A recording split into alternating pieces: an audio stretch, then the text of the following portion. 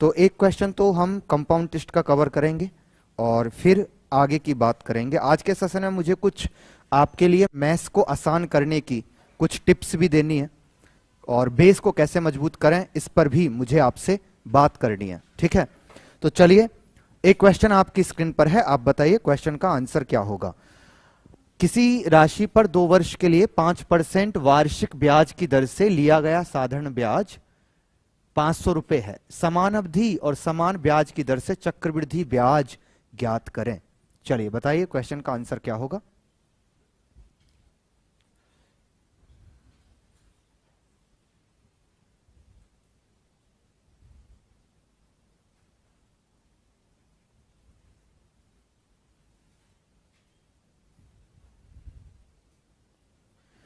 Option A. Okay, चलिए देखते हैं। हमने कहा ऐसे यूजुअली आपकी क्लास 4 to 6 होती नहीं है क्या? नहीं होती है, तो फर्स्ट टाइम है आज। अच्छा, इसीलिए मुझे लग रहा है नंबर एडजस्ट नहीं हो पाया पूरी तरह से, कुछ स्टूडेंट एब्सेंट हो गए क्लास में, ऐसा है क्या?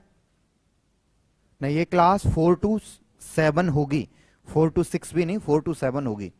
क्योंकि अगर आपको 2024 में प्रीलिम्स देना है तो आपका सी सेट को पहले से तैयार करना बहुत जरूरी है और हमारे पास बहुत ज्यादा टाइम है नहीं। अब ऑलमोस्ट आज हो गई है 12। ओके, तो 12 हम अगर सिलेबस की बात करें तो ऑलमोस्ट हम 15 से सिलेबस को स्टार्ट कर रहे हैं, 15 दिसंबर से। और कवर कहां तक होगा? मुझे लग रहा है 20 जैन तक हम कवर करेंगे। एग्जाम कहां है? 26 मई को एग्जाम है। तो ऑलमोस्ट आपके पास में कितना टाइम और बचेगा? फेब, मार्च, अप्रैल और मई में तो एग्जाम है, तो 4 महीने बचेंगे। एक्चुअली क्या है, हम जब लास्ट मोमेंट पर सी सेट को करते हैं वो मुश्किल इसलिए होता है, फिर वो बैलेंस नहीं हो पाता है। या तो वो जीएस को अफेक्ट कर देगा या खुद अफेक्ट हो जाएगा और दोनों स्थितियों में आप पेपर से बाहर हो जाएंगे। इसलिए ये बिल्कुल सही टाइम है, एकदम सही टाइम है कि आप अब सी सेट को पूरी तरह से कवर कर लें इसी मोमेंट पर, जिससे कि 3 से 4 महीने आपको दोनों को पैरेलल लेकर, है ना, प्रिपरेशन में हो, जिससे कि सी सेट भी अफेक्ट ना हो और जीएस भी अफेक्ट ना हो। लास्ट मोमेंट पर होता क्या है, ट्रिगर हो जाता है। ट्रिगर कैसे होता है कि सी सेट या तो बहुत ज्यादा वेटेज ले जाता है टाइम का कि सी सेट करना है, अब तो एकदम दिमाग पर वो एकदम सवार सा हो जाता है कि सी सेट करना कैसे भी हो जाए, है ना। वो लास्ट मोमेंट पर होता है ना, तो फिर वो सी सेट इतना डीप चला जाता है और वो फ्रस्ट्रेशन भी पैदा करता है आपके माइंड में। आपको आपका कॉन्फिडेंस भी हिला देता है अंदर से, यार हो पाएगा या नहीं हो पाएगा। तो अंदर में एक वो कहते हैं ना डर जो है वो भी पैदा होता है इस बीच में। इसलिए पहले ही करके तैयार करके उसको बैलेंस करके चलो पेपर फर्स्ट के साथ में, ठीक है, यही सही अप्रोच है।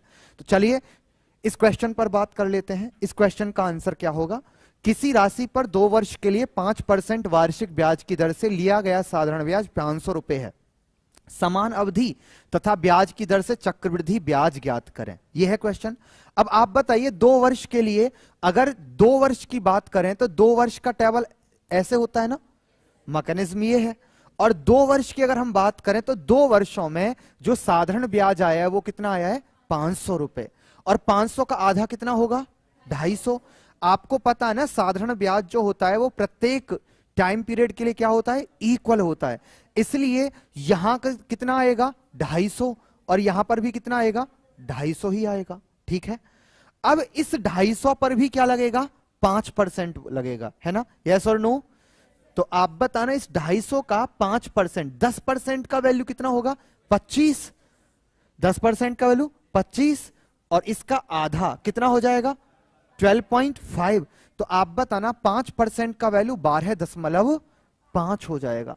और हमसे पूछा गया है कि चक्रवृद्धि ब्याज क्या होगा, तो ये टोटल हो जाएगा ना, कितना हो गया? 512.5। Option number A correct answer है। क्लियर है? याद आ रहा है ना? हो गया है ना? यस और नो?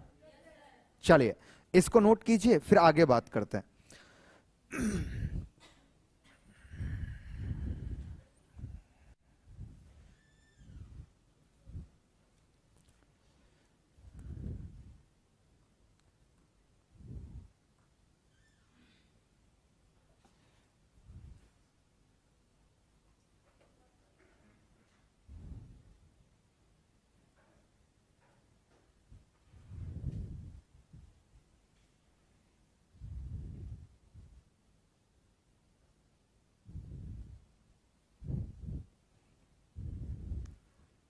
एक स्टूडेंट हैं यूट्यूब पर लाइव हैं, इंतकाम यूपीएससी।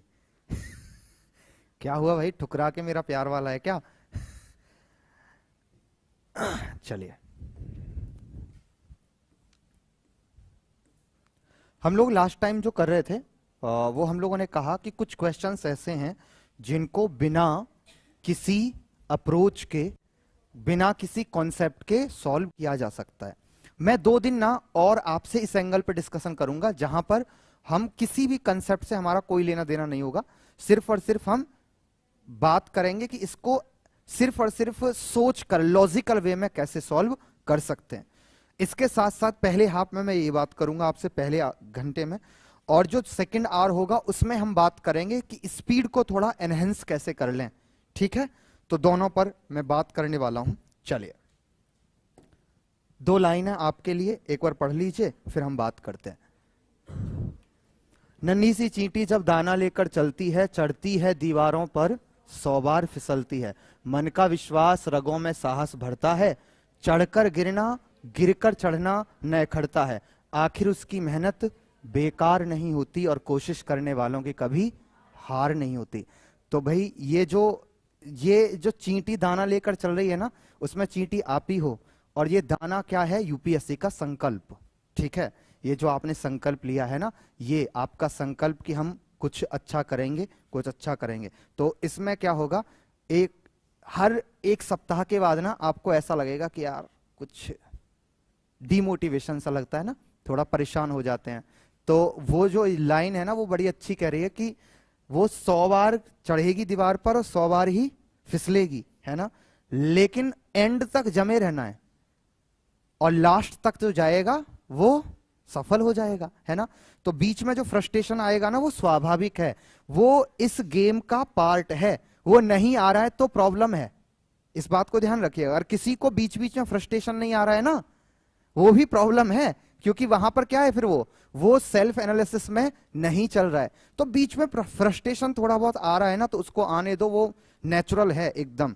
जैसे भूख लगती है ना, वैसे ही ये भी नेचुरल है, आने दीजिए फ्रस्ट्रेशन को, कोई इश्यू नहीं है। बट उससे ओवरकम कीजिए।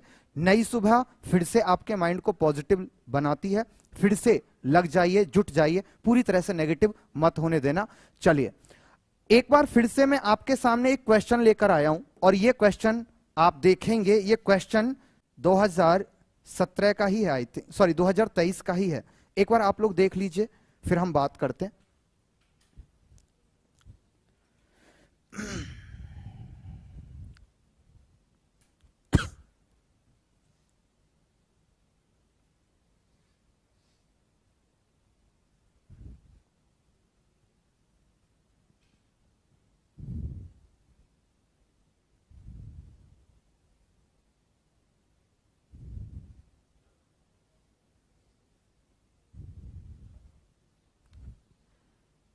1840 के एक बिल का 50 रुपए, 20 रुपए और 10 रुपए मूल्य वर्ग के नोटों में भुगतान किया जाता है। ठीक है, ऐसे क्वेश्चन ना बड़े प्रचलित हैं इस समय पर यूपीएससी में, जो सिर्फ लॉजिक से सॉल्व होते हैं और इनमें कोई फॉर्मूला की और कॉन्सेप्ट की जरूरत आपको नहीं पड़ती है। आप क्वेश्चन को ध्यान से देखिए।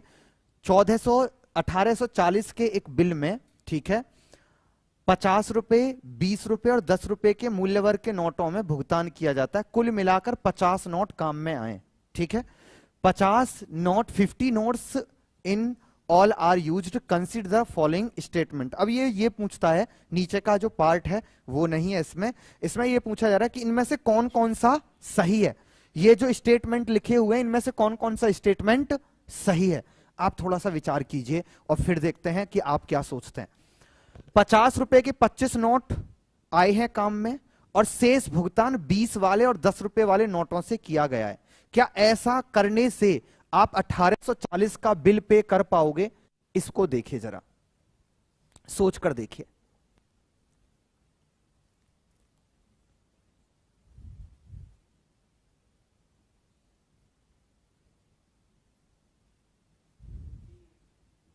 हाँ जी, तीसरा सही है, बाकी दोनों गलत है क्या?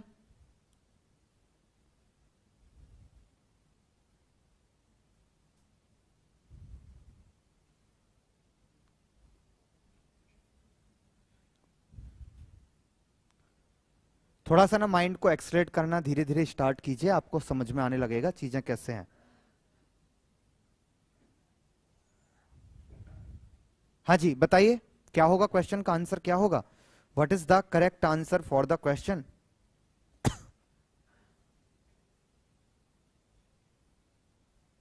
शीतल कृष्णा चौहान।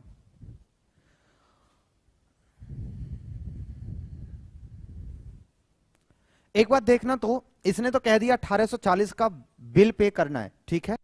इसने कहा है 50 रुपए वाले कितने नोट लगाओगे? 25। अच्छा ये बताना, अगर 50 रुपए वाले 25 नोट आपने यूज कर लिए तो आप बताना कितना बिल पे कर चुके हो आप, जरा बताओ। 1250।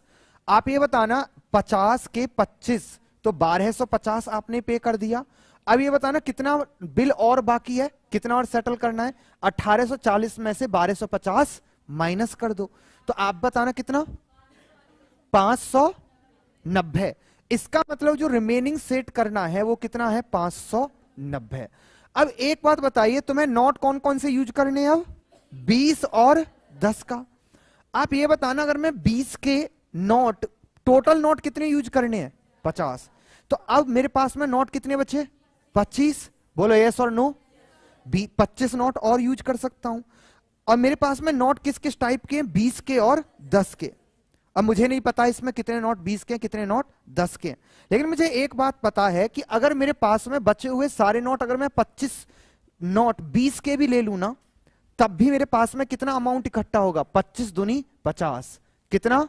500। और तुमको बिल कितना सेट करना है? 590। तो क्या बिल पे कर पाओगे?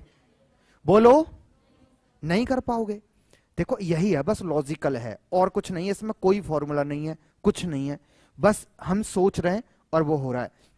फिर से देख लीजिए, हमने सरकमस्टांसेस लिए कि 50 के 25 है ना, तो 25 गुणा 5 कितना हो गया? 1250। 1250 सेटल हो गया, बचता कितना बिल है हमारे पास? 590। 590 का जब हम बिल सेट करना चाहते हैं तो हमारे पास में 25 नोट तो बाकी हैं, और उन नोटों में कुछ नोट 20 के और कुछ नोट 10 के हैं। तो जो 20 वाले नोट हैं वो अगर हम टोटल 20 के ही नोट ले लेते तब भी बिल पे नहीं कर पाओगे। और इसमें तो इसने ये कर रखा है कुछ नोट 10 के भी हैं, तो ये तो गलत हो गया ना। बोलो यस और नो। तो पहला क्लियर है। किसी भी स्टूडेंट को, सिंगल स्टूडेंट को ये समझना आया हो तो मुझसे पूछ लो कि ऐसा क्यों हुआ, क्या है। क्लियर है ना? आइए सेकंड पर आइए। सेकंड वाला अब बताइए आप। 25 वाले 35 नोट काम में आए और शेष भुगतान 50 वाले और 10 वाले नोटों से किया गया। आप बताइए क्या ऐसा पॉसिबल है? एक बार देखिए आप।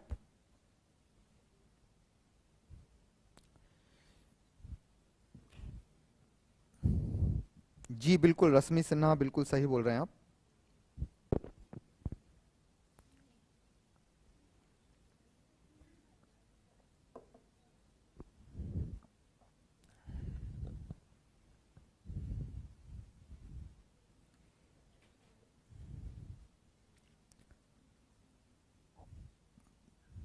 हाँ जी बताना जरा, सेकंड वाला सही है गलत है? ये भी नहीं बन रहा है। चलिए 20 के 20 रुपए के 35 नोट होते तब भी तुम कितना बिल पे कर पाते? 35 दूनी 70, 700। अच्छा कितना और बाकी रह जाता? 1140। क्लियर है ना? वो तुम्हें सेट करना पड़ता 50 के और 10 के। अब तुम्हारे पास नोट बचे कितने हैं? 15 नोट बाकी हैं। अगर तुम 15 नोट सारे 50 के भी ले लो तब भी तुम बिल को सेट नहीं कर पाओगे। क्यों? क्योंकि 50 गुणा 15 करोगे तो ये भी कितना बनेगा? 750। तब भी बिल कितना सेट हो पा रहा है? 1450। फिर भी 1840 सेट नहीं हो पाया, तो ये भी क्या हो गया? गलत हो गया। किसी को कोई प्रॉब्लम तो नहीं है? यहां तक क्लियर है? अच्छा ये बताना, ये सूज पेयर जो कर रहे थे कल, वैसे ही कुछ क्वेश्चन नहीं है जिसमें हम सेट कर रहे होते हैं वैल्यूज को?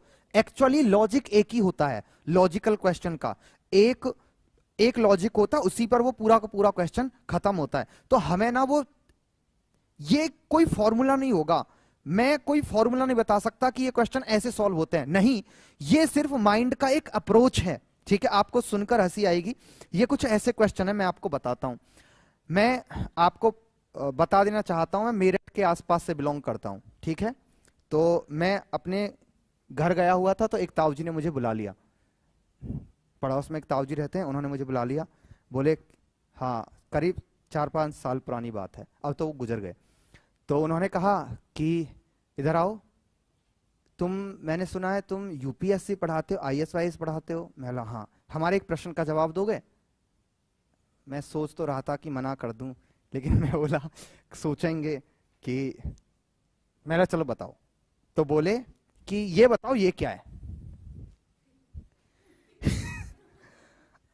अब मैंने सोचा कि इसको अगर नहीं बताऊंगा तो इश्यू है, बता दूं कुछ तो इनके साथ लॉजिक मैच नहीं करेगा, मुझे ये पता था।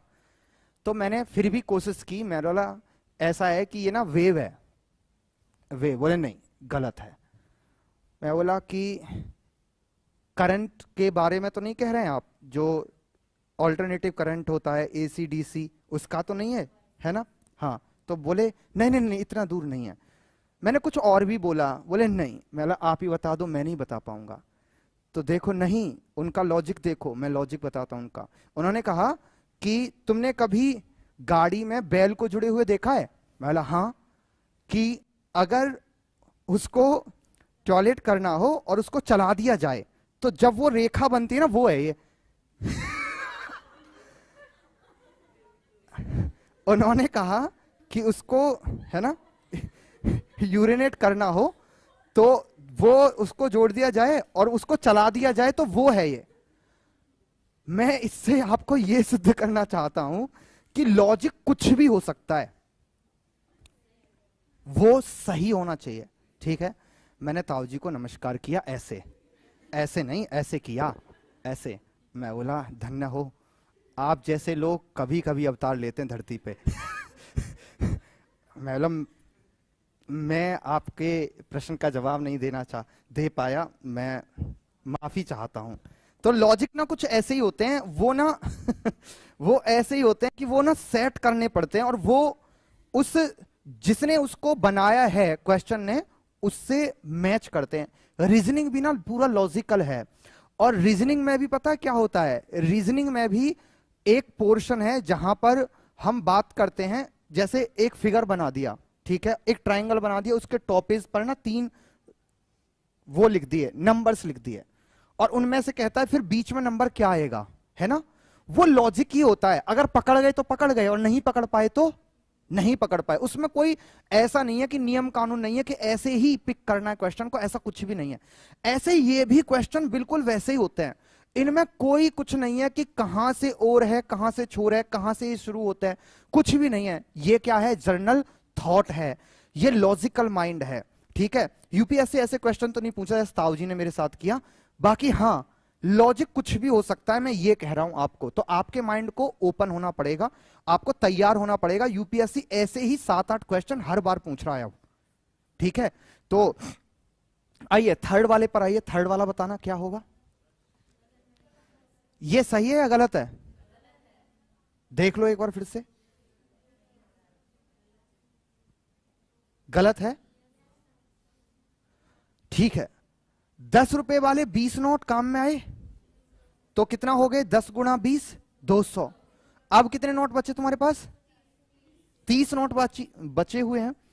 30, अगर मैं यहां से देखूं 30 नोट सारे 50 के भी होते तब भी कितना पे कर पाता, 1500। 1500 और 200 1700, और बिल कितना सेट करना था, तो हुआ सही क्या। लो तुम्हारा एक क्वेश्चन सही हो गया। हाँ, तीनों गलत हैं।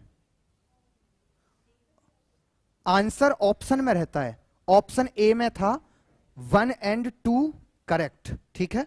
फिर ऑप्शन सेकंड में है 2 and 3, है ना, सेकंड एंड थर्ड करेक्ट, ऐसे करके। और फोर्थ में ऑप्शन था नन ऑफ दीज, कुछ ऐसा था, ऑल आर इनकरेक्ट, ऐसा था। तो इसका आंसर क्या हुआ, ऑल आर इनकरेक्ट, है ना। सारे के सारे क्या हो गए, रॉन्ग हो गए।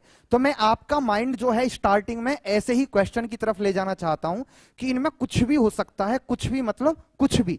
आपको क्या करना है, अपने माइंड को ओपन रहने देना है कि कुछ भी हो सकता है। और ऐसे मैं बार बार कह रहा हूं, ऐसे 7 से 8 क्वेश्चन एग्जाम में हर बार पूछे जाएंगे। 2023 में देख लो पेपर में, 2022 में देख लो, 2021 का पेपर देख लो, 22, जितने भी देखोगे 7-8 क्वेश्चन आपको मिलने ही हैं। तो पहले अपने माइंड को ऐसे प्रिपेयर कीजिए और अगले क्वेश्चन पर आइए। एक और क्वेश्चन देखिए, एक और क्वेश्चन देखिए।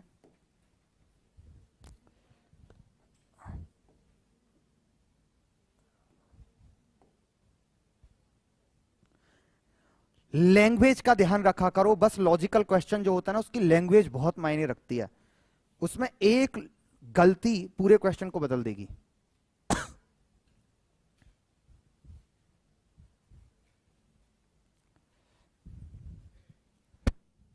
जो ऑनलाइन स्टूडेंट हैं वो परसों से एक क्लास 4 से 7 हो जाएगी और फिर हम सिलेबस को स्टार्ट करेंगे। पहला चैप्टर नंबर सिस्टम स्टार्ट हो जाएगा परसों। तो हाँ जी, 12 जनवरी हो सकता है आप, लेकिन फिर भी देख लो आराम से।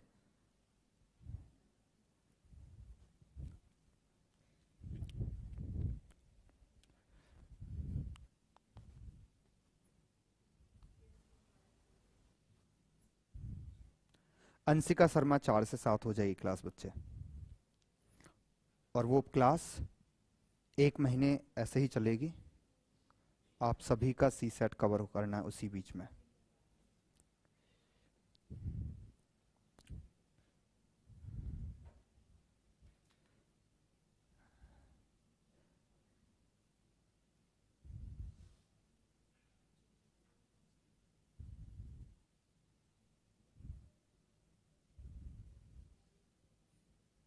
हाँ जी, तो क्या है आंसर?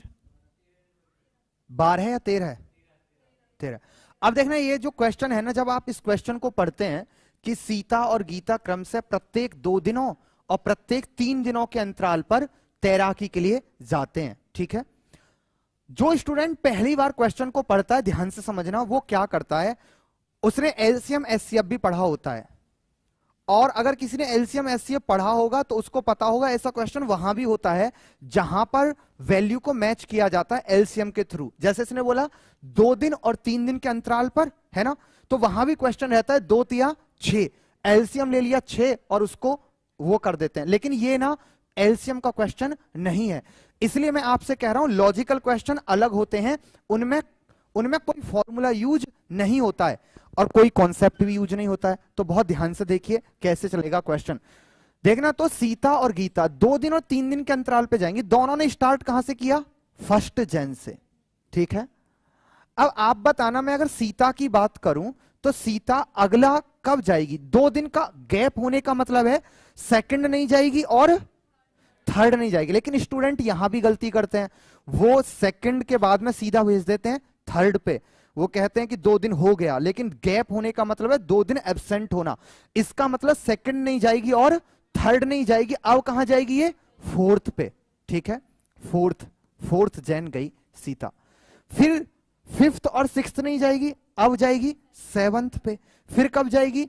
8th और 9th नहीं जाएगी, अब जाएगी 10th पे, और फिर जाएगी 13th पर। स्टूडेंट क्या करते हैं, 2 दिन गैप करने का मतलब वो 2-2 दिन जोड़ देते हैं। 1 और 2 3, 3 और 2 5, 5 और 2 7, इस तरह से करते हैं। जबकि अंतराल वर्ड जो है, इंटरवल वर्ड का मीनिंग है कि अगले 2 दिन वो तैराकी के लिए नहीं जाएगी। Is it clear? यस और नो? यस और नो? आप लोगों ने खाना ज्यादा खा लिया क्या? हाँ हाँ, ऐसा मत करना, क्योंकि सी सेट में हाँ हाँ मैं समझ सकता हूं आपकी पीड़ा लेकिन देखो यही है यूपीएससी, सब्जेक्ट इतने ज्यादा हैं, ठीक है अभी तक। अच्छा ये बताना, 9 बजे से आप बैठे तो हैं, लेकिन अब जो बैठेंगे वो 1 ही महीने के लिए बैठेंगे ना, 1 महीने के लिए बैठने वाले हैं ना। तो 1 महीने में सी सेट कवर करना है। आप सोच कर देखिए, आप यूपीएससी प्रीलिम्स का 2nd पेपर कवर कर रहे हैं, ठीक है। छोटी बात नहीं है ये बड़ी बात है, और 1 महीने में कवर कर रहे हैं आप, ठीक है। एक ये भी हो सकता था मैं 1-1 घंटे पढ़ा दूं, डेली आपको 1-1 घंटे पढ़ाऊं, लेकिन उसमें प्रॉब्लम यह है कि मैं दिल्ली में रहता भी नहीं हूं, मुझे नहीं पता है कहां उड़ जाऊं मैं हाँ उड़ने का मतलब है कहीं कहीं पढ़ाने जाता रहता हूं दिल्ली से बाहर, तो वो बीच में नहीं चाहता हूं कि इंटरवल आए, ठीक है। अभी भी जब आपको डेमो देकर गया था परमुटेशन कॉम्बिनेशन, आपको याद होगा मेरी क्लास झारखंड में थी, मुझे झारखंड जाना था और मैं आपको देख कहा था कि 10-12 दिन बाद मैं फिर से लौट कर आ रहा हूं, फिर आपको पढ़ाऊंगा, है ना। तो मैं चाहता नहीं हूं वो गैप आए, और इस समय आना भी सही नहीं है। आप एक बार में सी सेट को थॉरोली कंप्लीट कर रहे हैं, इस बात को माइंड में रखिएगा, ये छोटी बात नहीं है। 1 महीने के अंदर अंदर अगर कि कोई बैठ गया ठीक से 1 महीने, तो 1 महीने में उसका सेकंड पेपर तैयार हो जाएगा, जिस पेपर ने बहुत लोगों को रुलाया है, जिस पेपर ने बहुत लोगों के सपने छीन लिए उनसे। जो लोग मेंस की तैयारी करके बैठे थे उनका प्रीलिम्स क्लियर नहीं होने दिया, जिस पेपर ने इंटरव्यू में पहुंचे हुए बच्चे को प्रीलिम्स नहीं क्रैक करने दिया। कितने सारे स्टूडेंट ऐसे हैं जिन्होंने पिछली बार मेंस लिखा था 2022 के बाद में, और इंटरव्यू तक भी पहुंचे थे उनमें से कुछ। मैं बहुत सारे एग्जाम्पल बता सकता हूं आपको, उनका इस बार प्रीलिम्स क्रैक नहीं हुआ 2023 में, सी सेट ने रोक दिया।